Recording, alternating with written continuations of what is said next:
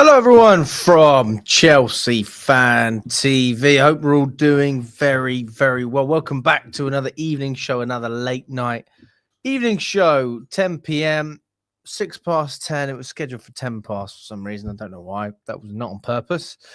But there you go, ready to go. And lots to talk about today. We're going to be speaking about the Newcastle game, the Champions League race. Nicholas Jackson letting us down because he did. It was poor. What happened? It was unacceptable. But that is where we are. So let's see. Let's see what we can get from it. Let's dive into some of the numbers as well. And as always, some of the latest quotes. Big up to everyone that's watching. Big up to you, Strasbourg Steve. I hope you're doing well, mate. Good to see you on the stream. I mean, my initial feeling after that game was an anger. I don't want to sit here and say that I was fuming after the loss. Obviously, I wasn't happy. I'm not going to sit here and say I was happy, but disappointment was the main feeling. I felt flat and, yeah, just didn't feel particularly great, in all honesty. Wasn't really interested in getting on camera and speaking, but obviously that's how this game works, isn't it? You got to speak after the results. That's I signed myself up for that. How are the lads? You guys played really well despite being down to 10. We did, mate. We did. We played very well. And for me, I'm a big Maresca critic.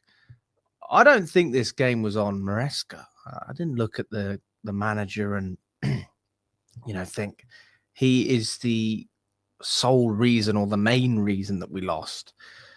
There's aspects that could have been improved. I mean, we're going to talk about that. I saw we went long with a lot of our distribution in the first half. I didn't understand why you were trying to put Jackson in a position where he's competing against Dan Burn for those long balls. But that's what we did. And, yeah. All I can say is that I thought it was a very poor setup. I mean, the starting lineup was good, but the way we set up was poor. Evening, Tom. Hope you're doing well. Evening, Philip, as well. Good to see you on the stream. Big up to you, Jordan. I hope you're doing well, mate. Tom says, before Jackson got sent off, I don't think the team were as up for the game as they were the week before. Well, we certainly let the occasion get to us. I mean, we spoke all this talk about, we can't let the fans and the atmosphere get to us. We've got to rise to the occasion. We did not rise. We fell. And then we did pull our sleeves off. We pulled our sleeves up. And there's no doubt that the team were fighting. There's never been a doubt about that, in my opinion. I think the team have always been given 100%. And the instructions from the manager were okay. The substitutions were okay. I thought taking off Madueke, bringing on Reece James, I honestly think it was pretty good, to be honest with you. I thought James looked decent when he come on and Madueke was having a poor game. So, yeah, looking at everything that happened in that sense, it's just annoying, isn't it? CFC Football Edit says, I was looking forward to this game attacking from both teams, but Jackson just killed the game, made our chances of winning dip. We played better without Jackson. We need a true, proper striker.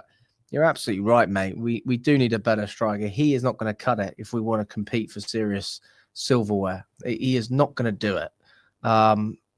It's frustrating, isn't it? Because you know that you have a team that on paper is good enough, and you weakened that team in January and you didn't reinforce.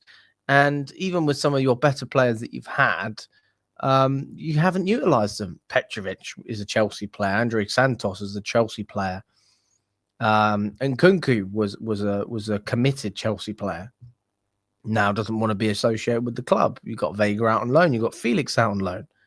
These are all players who could have potentially been contributing. I'm not sitting here saying that Nkunku should be the star man now, but I'm just saying that this should have been done earlier. We shouldn't have been in a position to even think or contemplate about, are we going to beat the likes of Nottingham Forest or Aston Villa for Champions League football? Do you understand how embarrassing that is, considering how much money we've spent and where we are as a team and what stage of the project we are in? We are in phase you need to win. That's what I would call it. Phase, if you don't win this season, then nobody's going to believe any of the project. Not that people believe in it anyway, but I mean, for those people who aren't pessimists, a little bit more optimistic, I can appreciate that you're just looking to see a progression every year. I think we can still see that with Europa League, but does that, like, it's so average. It's so average. When I look at Chelsea, I think, who can I count on in this team? Who can I count on? Can I count on my goalkeeper? Can I count on my defenders? Can I count on my midfield? Can I count on my striker? Can I count on my wingers? Now, there are some boxes you can check. No doubt about that. But all in all, I think we're just a very unreliable team with an unreliable manager, unreliable recruitment, and an unreliable ownership. That is the reality of where we are right now. No striker, no Jackson, Giwa, and Kunku. We have to count on Tyreek George now. I was very thankful at halftime we scored. We didn't have our shooting boots on. Mate, you were clinical, though. Even that second goal, you wrapped it up well. We could have put you under some pressure in those final minutes. Amir, good to see you, mate. He says, I hope you're well because I'm definitely not due to yesterday's shambolic result against Newcastle. I'm praying we better not flop against Manchester United. Dude, I honestly, if we can't beat United, then we're in big trouble. We are in big trouble if we can't beat United, but I think we will. I'm not worried about that game. I'm worried about the Nottingham Forest game. That is what I'm worried about. And we're not going to speak too much about that game because we do still have United coming up. But there's no doubt that we should all be nervous. We should all be. If anyone has blind optimism or blind faith, how do you have blind faith? I had blind faith when Abramovich ran this football club. Yeah, see the Abramovich chants in the chat. That was a time where all Chelsea fans, a large proportion of us, thought, we're having a bad game, bad run. It will get better. We're having a bad season. It will improve. We'll go and sign a world-class player or a world-class talent. We'll bring someone in. No striker, no problem. We'll buy Costa. What? We need a new defender? No issue whatsoever. We'll go out and buy the best. Or ready-made. Let's just use that term. Ready-made. And now we're looking at the recruitment. And I would have never had this conversation years ago. Can we get Victor Osimhen? The answer is yes. And then the answer is, are you going to make any compromises to sign Victor Osimhen? And the answer is no. They will not do anything to compromise their wage structure. They will not do anything to change the fabric of the way they're trying to shape this club, in which the cost is very low and the risk is very low, but the risk of not achieving is very high. But the only way to accept that, the only way you can deal with that is to accept that. And that's clearly where we are. I'll let you in on a little secret, guys. I bumped into Egbali again. Twice. I didn't bump into him the first time. I saw him before the game. I didn't bump into him before the game, but I saw him. He had heavy security. And we did bump into him after the game. And I said to him when he was walking past, it was one of those situations where he was walking and I was walking, and I just sort of stopped and I went, I said, do you think we're going to get Champions League still? I was like, do you think we'll still get Champions League? He ignored me. Classic. And then Stevie, who was with me as well, Stevie Proper Chelsea, those of you who don't know, he did a fan cam after the game. Go and check it out. He then repeated it multiple times. He went, "What do you think, Barley? What do you think? What do you think?" Said it 3-4 times. Got his attention. Barley was already sort of halfway away. And his response was, "We've got 2 more games. There's still 2 more games to play." And that was Barley saying that. So unfortunately, I don't have it on camera, but I feel like you can vouch for me. I have a good track record of bumping into these people. So I'm not lying. I wasn't the one who got the response. It was Stevie, but I was there. So that's what Barley had to say.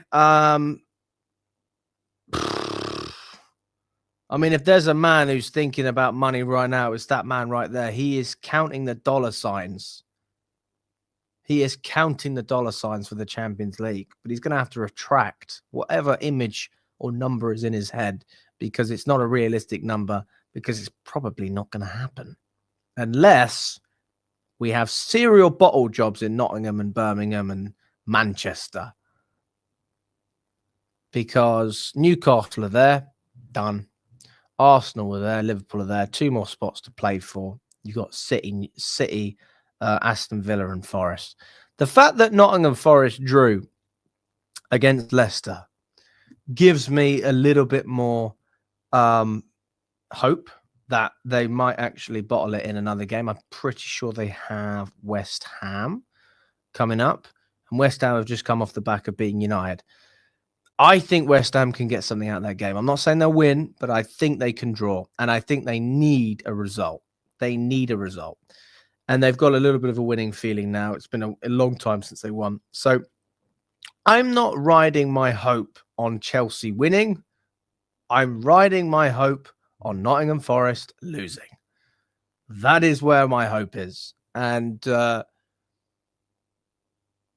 listen, if we would have beaten Newcastle, I would have been very much on the we're going to qualify for the Champions League. We're going to get top 5. I would have been on that train. And I would have, I was ready to give Maresca a lot of credit. Those of you who've seen my fan cam already or see me on the pod, I mean, I still can't say I like the guy. I said to myself before, I said, right, don't talk about Maresca. This is not the day to talk about him. Obviously, I got into an argument about Maresca because I still don't think he's good enough, to be quite frank. Anyway. But yesterday wasn't on the manager.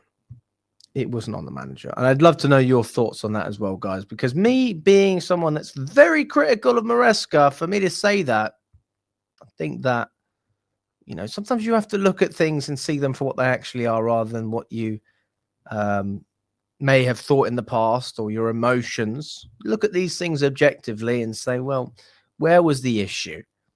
Was the issue that we were defensively poor? Was the issue we couldn't create enough chances? Did Newcastle dominate the midfield? Now, where did they cause problems for us? Did they even cause many problems? I mean, we're talking very small phases of the game here. Chelsea were dominant for large spells, especially the second half. Even when Newcastle were better than us, I mean, they probably should have scored another goal, to be fair, but Newcastle didn't look special. They did not look special.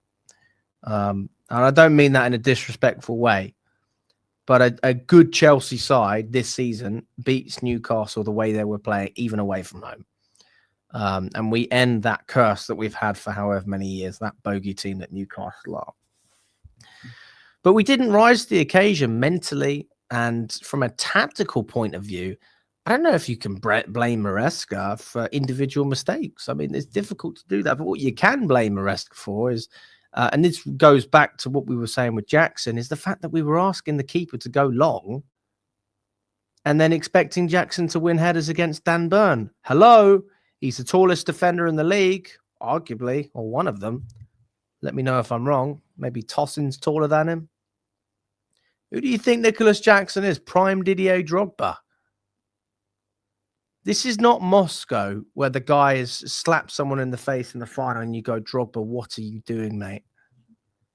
But then you realize he was one of the players who helped us get to the final, and he's won us trophies and he's won us leagues and he scores loads of goals and he's consistent and he's a leader and he's proven. Nico, you haven't got to that stage yet, my friend. Can't be making those comparisons. That's just being an idiot. Absolute liability.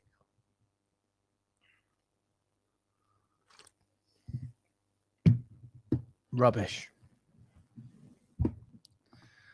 If we don't beat Man United, we don't deserve Champions League football. Well, I couldn't agree with that more. Absolutely.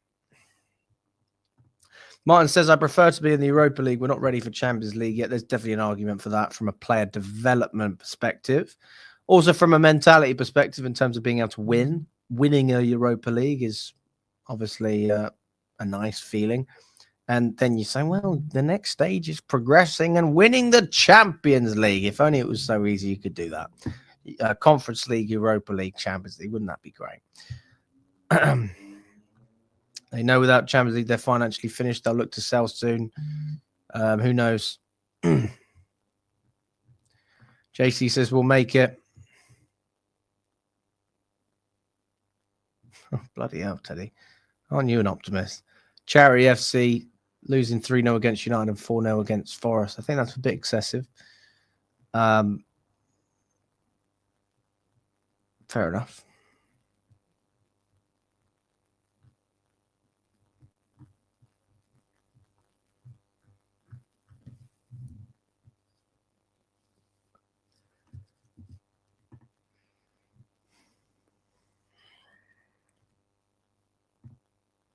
Stop going back to the old days. This is a new Chelsea. I'm not even an old fan, Martin. So I mean, when we talk about old days, I mean, I'm not going very far back here. I'm going back to 3-4 years ago, 5 years ago. It's not a long time. I'm not here sitting. I'm not sitting here saying, right, I expect the Mourinho team of 2006. That's certainly not my argument.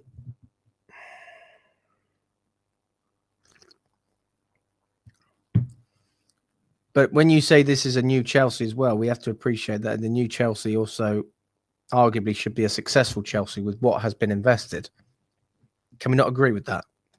Can we not agree that with the money that's been spent, it could have been spent in better areas? It could have been spent in a more productive manner.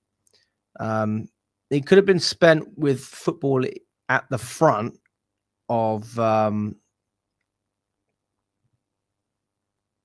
of some of the decisions rather than financial, the financials being, a big part of it. I mean, there are players that we brought in, and I think, Neto, good signing. I thought Sancho was a good signing. Tosin was smart business. I'm not sitting here saying that we didn't do anything good, but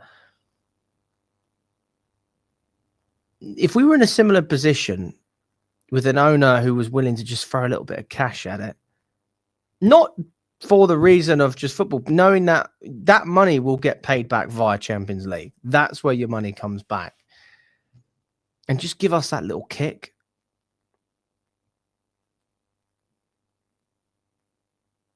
I don't know. I don't really think I complain about the new Chelsea that much. So I'm not sure what you're saying there. But yeah. What team do I think United will play? I think they'll play a heavily rotated team. Definitely, they'll rotate a lot of players.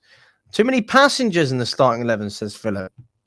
Who do you consider to be the biggest passengers? I would say, well, yesterday, maybe Madueke,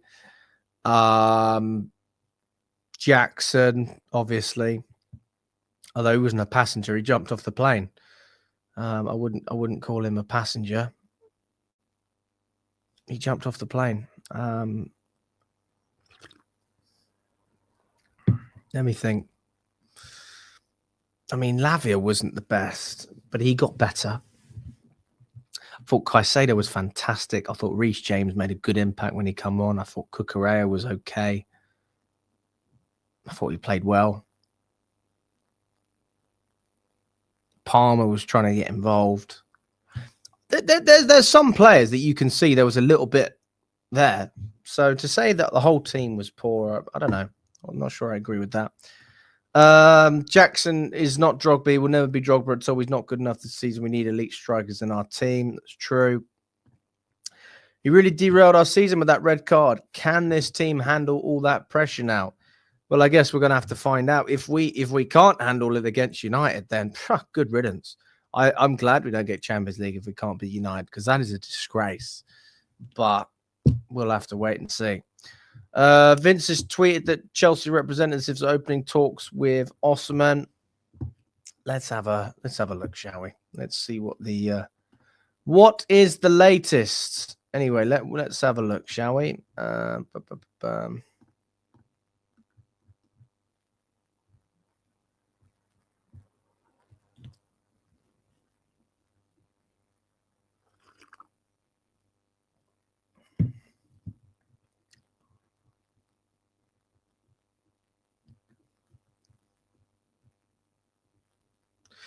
They've brought transfer deadline day forward by 4 hours as well, for those of you who didn't know.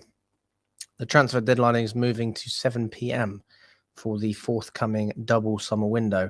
Clubs have been informed that the deadline will be 4 hours earlier than normal.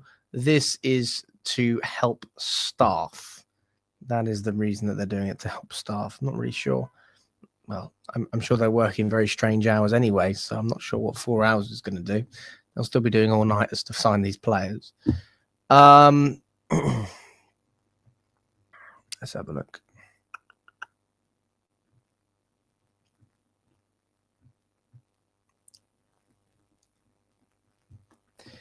Let's start off with this one. This is an interesting one. All about Nicholas Jackson. Nicholas Jackson is very upset with himself for the sending off against Newcastle. He wanted to fight for the team and didn't want to be bullied by the Newcastle back line. But the sending off incident is regrettable. Regrettable. That's an interesting way of describing it. Well, I'm glad he regrets it. Should we give him a standing applause? I mean, fucking hell, mate. You bottled it. Let's be honest. You bottled it.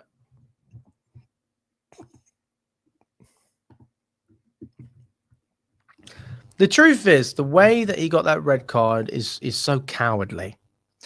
Look, there's certain challenges where you go flying and you think, oh, I see what he was trying to do there. A little bit too heavy. Sometimes it's almost unlucky when players get red cards, you know. There was no luck against that man. Totally self-inflicted. When you do that, you do not have the mentality, because you don't believe in your own ability. In fact, that goes both ways. If you believed in your mentality, in your ability, then you would be in a position where, you know, listen, you're not going to win every aerial duel when the keeper's going along. Understandable, isn't it? There's a lot of scenarios in that case.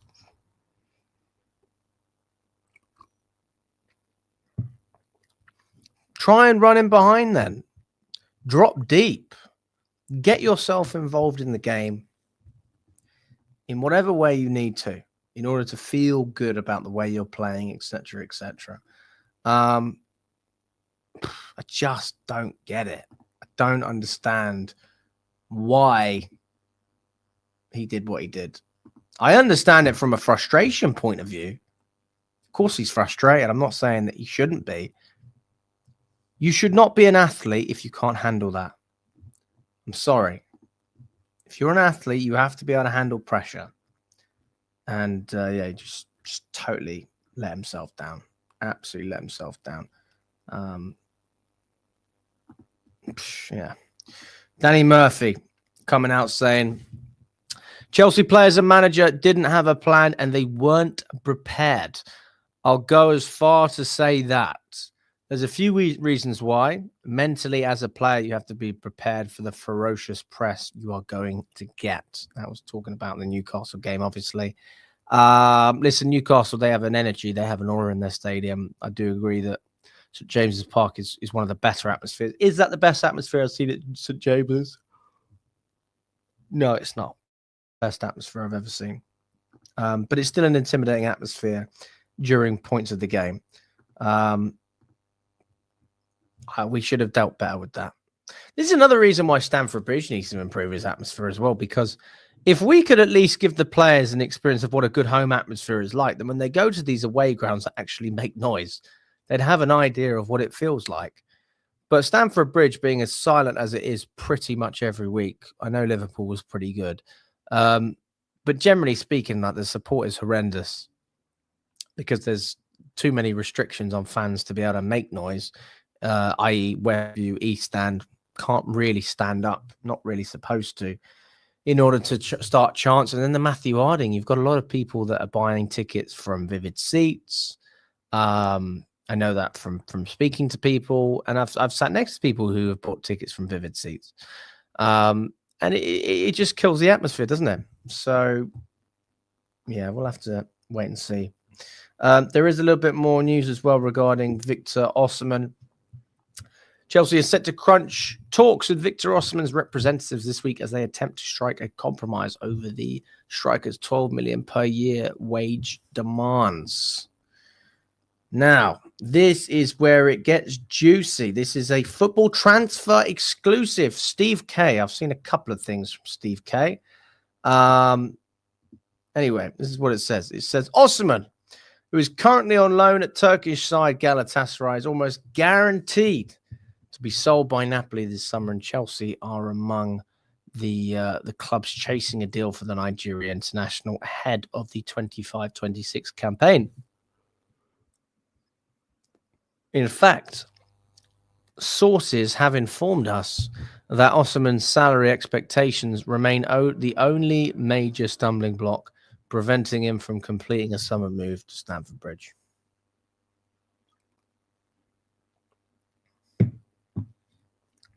An exclusive revealed early in April understood that Osimhen wants to join Chelsea and that Chelsea want to sign Osimhen. But a deal is complicated due to his wage demands. The Blues are now exploring potential ways to structure a deal that aligns. Oh, fuck off, mate. Sorry, guys. I hate it when people call me on stream. What was I saying? Let me go back. The Blues are now exploring potential ways to structure a deal that aligns with their internal wage framework. Although Osimhen is unlikely to lower his salary expectations without incentives built into the contract. If an agreement can't be reached, we have been told Chelsea will pivot to alternative targets. Chelsea's Victor Osimhen alternatives are as follows. This is according to Football Transfers. They understand that Chelsea have identified Aston Villa's Ollie Watkins and Ipswich Town's Liam Delap as potential plan B options should their pursuit of Osimhen end in disappointment. Osimhen has been admired by Chelsea hierarchies for several years, and the Nigerian has identified Enzo Maresca's side as his preferred destination this summer, although the Blues may be forced to target an alternative centre forward if a compromise over his wages isn't reached. Osimhen has scored 33 goals and provided 8 assists in 33 appearances across all competitions for Galatasaray so far this season, while his estimated transfer value currently stands at 66.5 million euros. United have also been linked with a move for Osimhen this summer, and the Saudi Pro League is also linked with him, and that seems to be more likely given his wage demand. So that's what we're seeing with regards to Victor Osimhen and that story. I think that, to be honest with you, I don't think it's going to happen. I don't think it's going to happen. He has so much pride in himself. He is not willing to compromise. He's one of those people who's like, I know my value. Pay me what I'm worth. It's like, mate, listen, you're a great player, but this is ridiculous money. This is money that we'll give you if you score us 30 goals in a season. We'll give you that as a bonus. We can't pay you that money. I mean, we're talking 12 million net, okay? 12 million net. Now, let's add some context to this.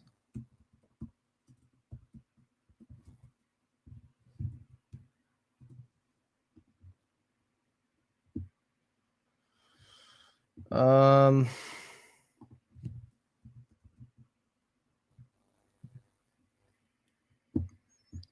much is that?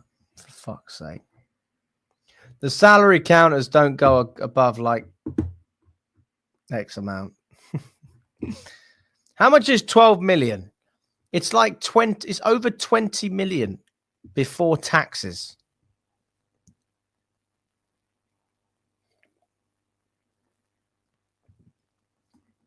It's an extortionate amount.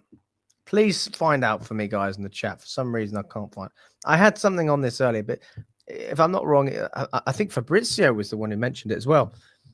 12 million net is extortionate. We're talking like 400 grand. I mean, how much is 12 million anyway right now? 12 million.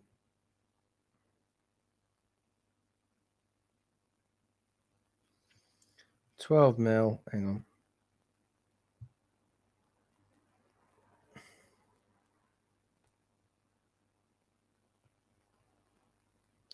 So 12 mil is 250K after tax, but that's net.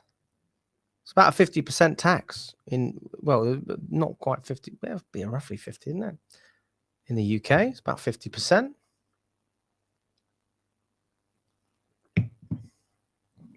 He is looking for well over 350 grand. When I hear that number, I honestly sympathize. I am all for Chelsea spending money. I'm all for us. Yeah, I can see that. So that's 200. Well, it's 230. I got 250 on mine. 12 million divided by 12 divided by 4, but yeah.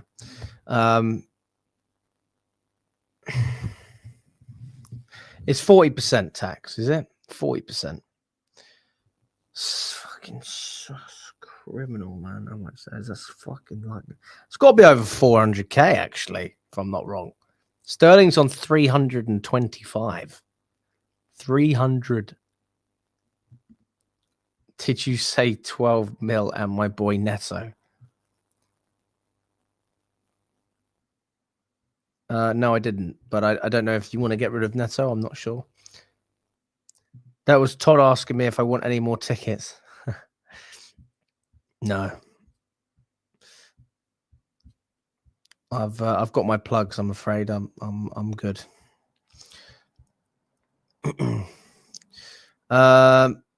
Yeah, I don't think he will lower his wages. I don't think he will do it. 230k a week doesn't hurt even in our current state, but this is the problem. It's not 230k. It's net. This is after tax. It's over 350. What the fuck is that? Let's just look at, if it's 40% tax, what is 40% of? Oh my God. 40% of, I don't know. Bloody hell.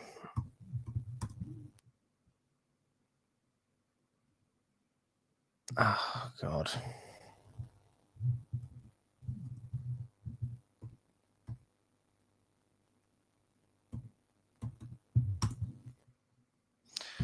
Oh, do you know what? This is not a maths lesson. Let's just fucking leave it. It's a lot of money, isn't it? It's a lot of money. Can we just agree on that? It's a lot of money. Barcelona are interested in James and they're valuing him at 25 million. Where is the source for that one, Brendan? Where is the source for that one?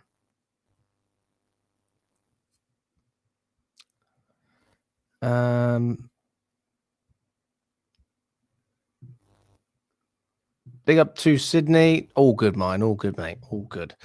I mean, it's just Tagal. Stephen, you're late this time. What's going on? What is going on? Where's the timing, Steve? Sort it out. Anyway, so yeah, that's the Osimhen situation. really an awful lot more to say about it other than the fact that I don't think it's going to happen. And if it does happen, I think it's fantastic, even if we do spend over the odds. But we know that the numbers have to add up.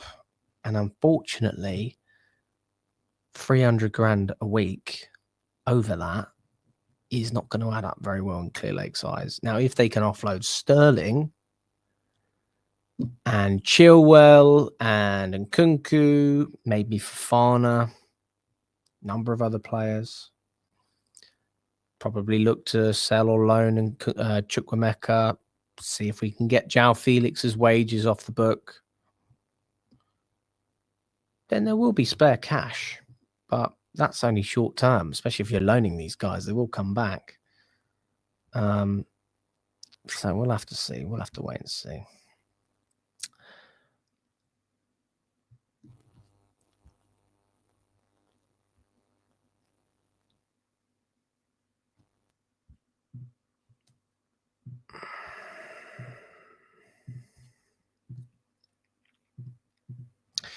It's interesting because Maresca wants the experienced players, but the club and sporting director still want under 25 players because of their values, sign-on fees, and wages, is according to Lawrence Julian, who, if I'm not wrong, is ESPN. Yes, that's right, it's ESPN. Yeah, I mean, wouldn't surprise me at all. But that, again, that's not just the directors. That is a direct message from the ownership. Sporting directors aren't clueless. Like, I know they're doing a poor job in terms of the way we've been back, but they are being given instructions which they are carrying out. So they're only responsible for carrying out instructions that they were asked to deliver on. It's like, I don't know, how do I describe it? Let's just say, I honestly can't think of anything off the moment. I usually have a good analogy or something, but you got to do. No, I'm not even going to try. Yeah, you can't fully blame the sporting directors. You can't fully blame them because they are ultimately just doing the job they've been asked to do. They've been asked to be incompetent, all right, and dismiss the current state of affairs at Chelsea in focusing on what's going to happen in 2 years and 3 years and 4 years. So no surprise that 2-3 years down the line, a couple of things are going on. We've got Santos, we've got Sugu, we've got Petrovic, but we're like, hello, we need some Champions League football. Can we have a little bit? Can I have a cherry on top? Where's the cherry? All right, we're not asking for the whole shebang here. Generally speaking, we understand your priorities. Do you not think it'd be good to have a little bit of experience in there? Just a little bit of quality, a little bit of ready-made quality. Obviously not because they're not doing it, but I think that would certainly help a lot of fans understand where we're going. And when they say we want to win, we say prove it, because I'm not seeing you prove it at all. As it stands, I'm not seeing them proving anything. I'm just seeing them prove that they don't care about success and that they are incompetent. Who knows? Who knows? Right, we got some more for you people as well. Dean Huijsen.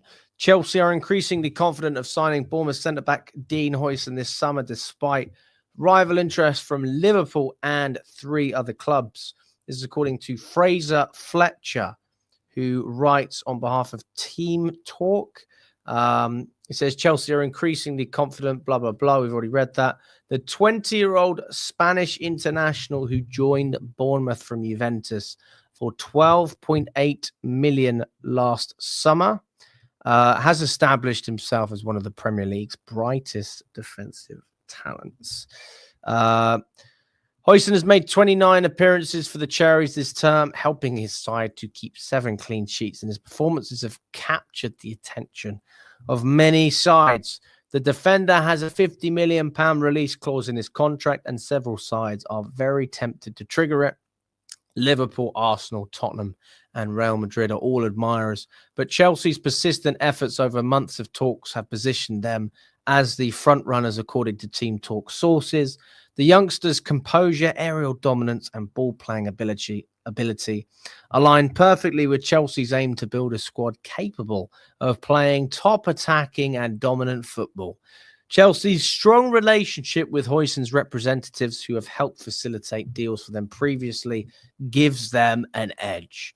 Team Talk can confirm that Chelsea are ready to offer Huijsen a lucrative 7-year contract, appealing to his desire for long-term security and regular game time.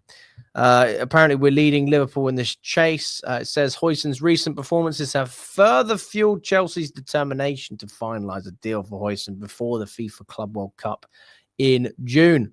Despite rival interest from top sides, Chelsea's proactive approach has been perceived positively by Huijsen. The defender's father, Donny, has also reacted positively to the Blues' proposal. Bournemouth, meanwhile, are resigned to losing their star defender and are preparing for his exit by targeting potential replacements, such as Inter Milan's Jan Bisek, as reported by Team Talk as well. Real Madrid also have interest in Huijsen, which is a concern for Chelsea, as the youngster has expressed admiration for the Spanish Giants. However, Madrid are yet to make any moves for the player. Sources say Chelsea's confidence stems from their offered package and the potential of Champions League football, which aligns with Huijsen's ambitions. The biggest risk to Chelsea at this stage is perhaps Liverpool, who have made significant movements over the last few weeks. If Chelsea miss out on a top 5 spot and Champions League qualification, the Reds will be a team to watch for closely. Chelsea remain calm and confident, though, and believe Huijsen would accept their proposal and make the switch to London in the coming weeks. The potential signing underscores Chelsea's strategy of investing in young, high-potential players to build a squad for the future. If successful, Huijsen could anchor their defense for years, which is a hope for the Blues, as they do not want to keep replacing their central defenders every summer. So that is what they had to say on Team Talk about Dean Huijsen. Listen, this is a player that I'm absolutely happy if we can sign him, but we need more than that. We don't just want, that's not everything. Interesting stat as well, very random. Worst crossing accuracy in the Premier League this season. People with 20 or more crosses. You've got Matt Doherty on 5%. Decore on 4.3. Jadon Sancho has a 0% accuracy when whipping in crosses. That is a very weird stat. I have no idea. I had no idea it was that bad, to be fair. Fair enough, isn't it? Can't believe it.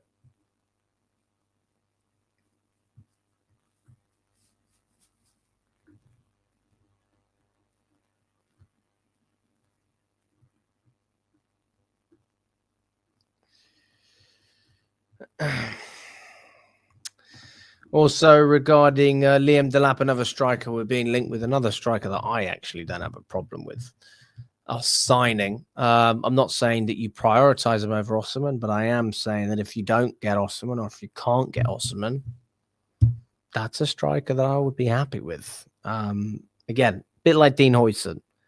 Don't just want Delap. If you're getting Delap, you need another striker on top of that. Just like if you're getting Dean Huijsen, you need another centre-back on top of that.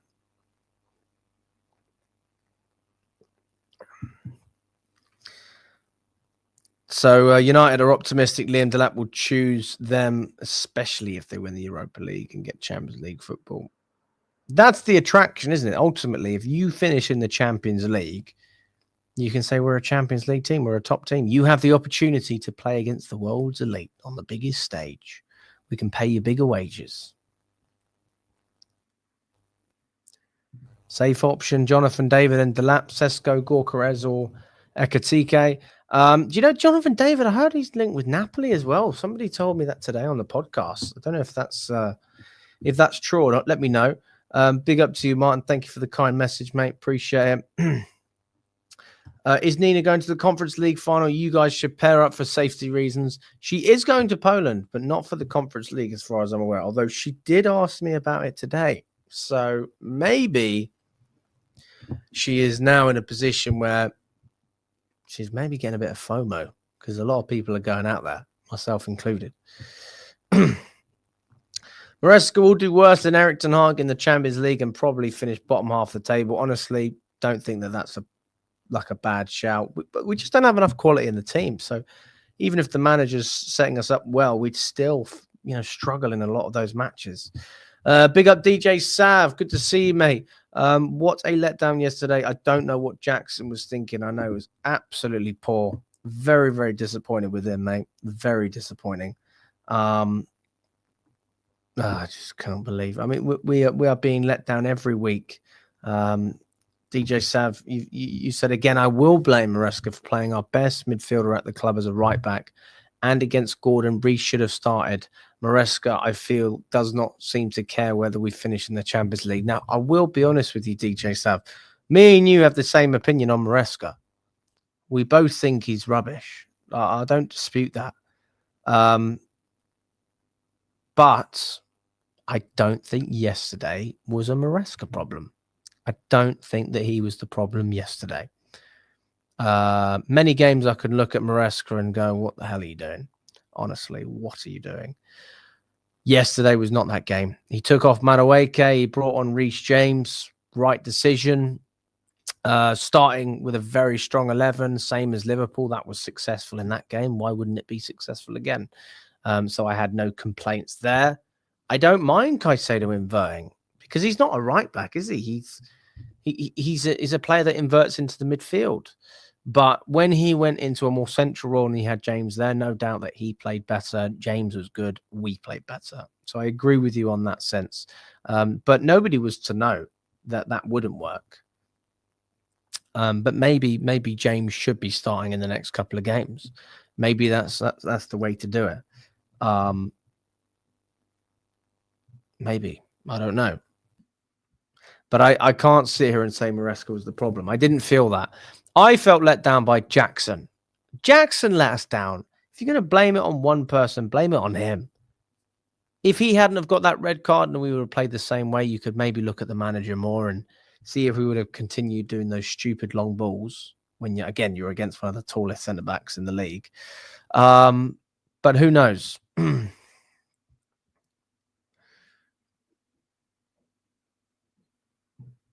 I think he only cares about winning the Conference League as it looks good on his CV. I think he's definitely prioritising that in a lot of ways. That's fair.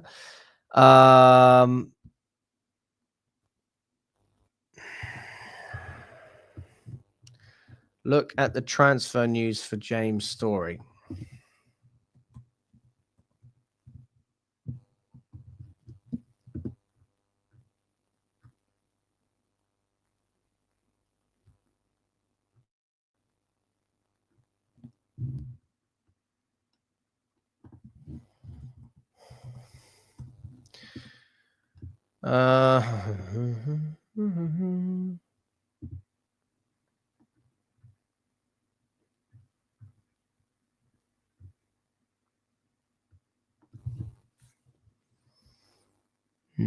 There's not much going on with the Reece James scenario based on what I'm seeing. I'm not seeing much to do with Reece James, if I'm honest. You got to put a link in the chat and I'll copy and paste the link if I can. What the hell is Nina going to Poland for? She's doing some work out there for UEFA. So she will be covering the she'll be doing some work for UEFA in Poland. That's what I know. Big up to her. What a good little gig that is. Maresca isn't the right manager to take us forward. He's rubbish. Well, I don't dispute that. But I am saying that, listen, yesterday, I don't think Maresca was the issue. But generally, I think he hasn't helped in a lot of ways. I can agree with you there. Alex, can you believe an inexperienced player like Delap is now demanding for Champions League and can even pass Chelsea for Manchester United? Well, listen, if you're in demand, you're in demand. And I don't know, mate. The striker market isn't exactly overflowing, is it? It's sort of a bit stuck. So you've got to take what you can get. Otherwise, you're in trouble. Am I Maresca out? Everybody knows this. Everybody knows this. Don't be silly. Don't be silly.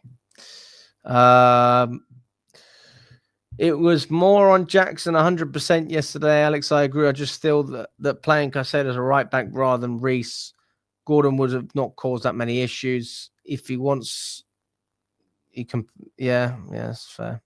The report adds that Napoli are prepared to. Oh, this is Jonathan David. Yes, it's 4 million euros, but his demands for wages is about 5.5 million. What is that? It's not even that much. Like, how much is that? 5. Let's just say 5. Yeah, 5. 5.5. What was it?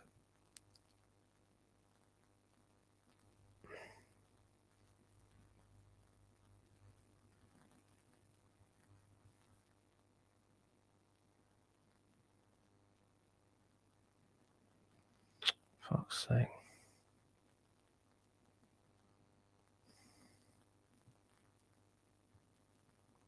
It's not even that much. It's 100 grand. It's 100 grand. You telling me Chelsea can't offer him 100 grand a week? Come on. Oh my God. Why are we not going for this guy? Get Osimhen and him. You need depth. Anyway, what if Osimhen gets injured? If you were to bring him in. Alex has Maresca's face on his toilet paper. I should actually get that as well. That'd be funny. That would be funny. Osimhen signs, gets injured after 4 weeks, recovers 2 games to the end of the season with Chelsea 10th. You can see it, can't you? Why would one not start Caicedo as an inverting fullback after the man of the match performance from the same position against Liverpool? I totally agree. That's why I had no issue with it because, you know, I didn't have any problems. I didn't think the lineup was bad. I didn't think the players were bad. I didn't have an issue with the positioning. Again, the only complaint that I had was why were we going long to Jackson? And that was a part of the reason that I think was, if I'm being honest with you, I think that's part of the reason that Jackson got so frustrated because we kept going long and obviously he wasn't going to win that battle. So that's something you can pin on the manager there because that's potentially a clear instruction. But again, you got to have some self-control, man. You can't hold your hand on the pitch. Get on with it. Sort yourself out.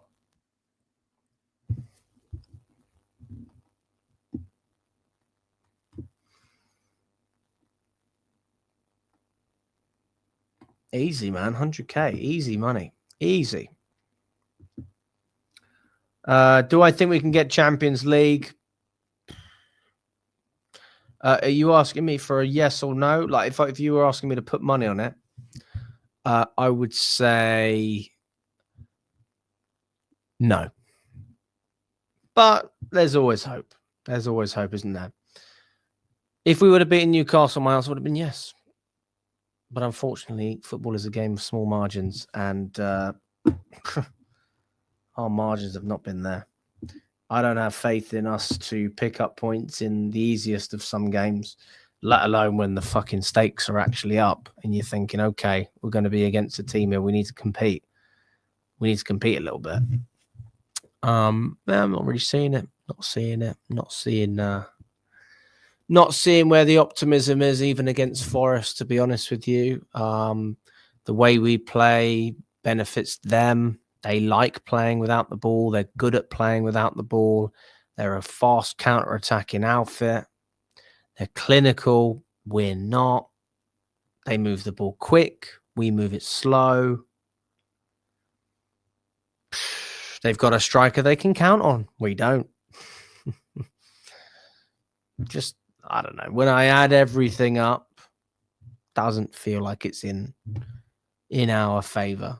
But I hope we can do it. I really hope we can do it. And big up to Donna Cullen in the building. How's it going, Donna? Good to see you. This is more like it. I want to see you on the evening shows, but I'm not going to lie. You are 54 minutes late. So listen, you can compliment me all you want.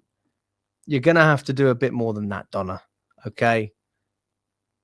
That's not how it works. You can't walk out for a couple of days and come back and think that compliments are going to bring it all back. You've got to do a little bit more. Unfortunately, Donna, I still don't feel like the loyalty is there. I feel like one day you're there, the next day where is she? She's not there anymore. Jackson versus Byrne and Batman. They hate Chelsea, but the men's team is not silencing them. The women's team try.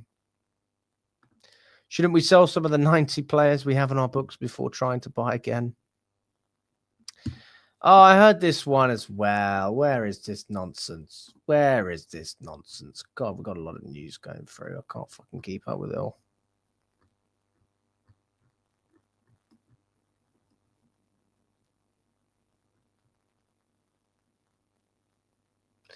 Can you believe Petrovic didn't win Ligue 1 goalkeeper, the best goalkeeper in Ligue 1? Lille's goalkeeper won that. He must have been fucking good because Petrovic has been on fire.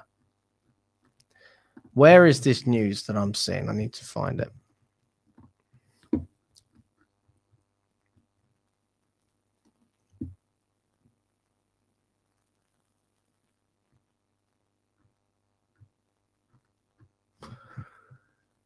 Oh, God.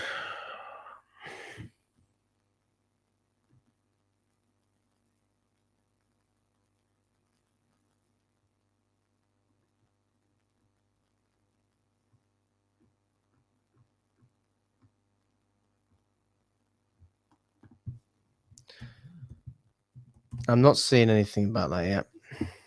Andre Santos, I'm trying to find it.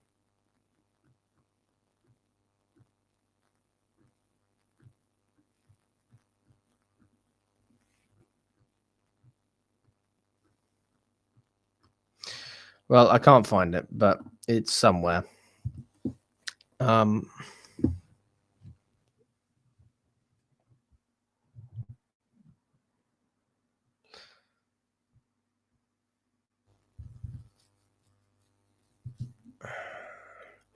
Look, if Arsenal sign Andre Santos, no, I'm done. If they sign Andre Santos, then can you imagine? No way. We would never hear the end of it. Instead of them signing one of our bums like Sterling, they'd actually be signing an upcoming talent and stealing a very good asset that Chelsea need. We need that. We need that. We need everything we can get. Well, our midfield is great, but it needs to be better than great because other areas of the team are not producing to the extent and the level that we want. So, you tagged me in the post.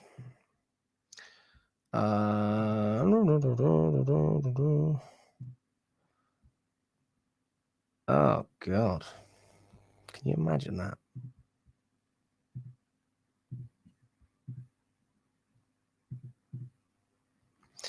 Arsenal are working hard to sign Andre Santos from Chelsea. PSG is also in the race. They can work as hard as they fucking want. Don't even entertain this. This is not a conversation that should be entertained. It's not a serious conversation. This is honestly, it's pathetic. I'm sure they're working very hard. You know what? I'm working hard to lose fucking weight. Guess what I'm having for dinner? I'm getting a Domino's and a packet of Maltesers, a family pack. I'm working hard to improve my sleep cycle. I'm going clubbing. They can work as hard as they like. I'm working hard to improve my French. I'm moving to Spain. That's how I feel about that. Waffle. Not true. Waffle. Can you imagine? Can you fucking imagine? Get the pints in, boys. Get the pints in. Well, not if we sell him, actually. Fucking hell. Get the 0% in.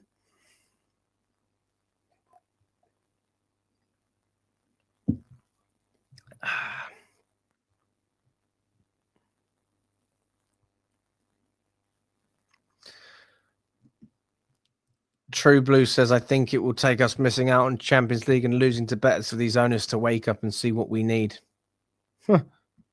Mine says 100 mil. What, is that what we accept? Or is that what you accept?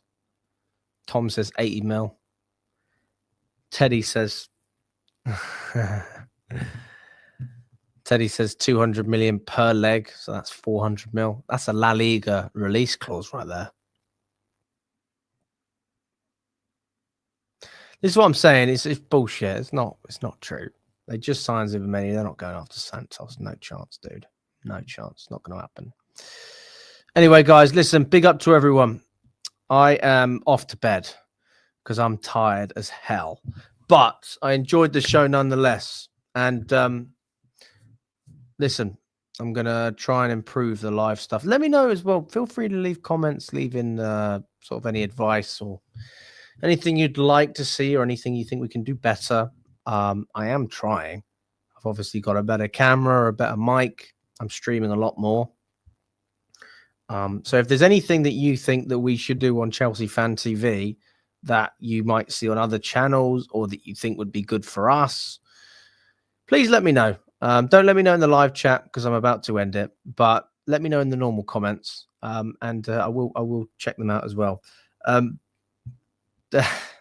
Not sure if this is the one, but big up to you anyway, Tom. Listen, smash the like button if you haven't already. Let's get up to 75 likes on the video. And really appreciate all of your time, guys. Smash that like button before you leave. Appreciate it. And enjoy the rest of your evening.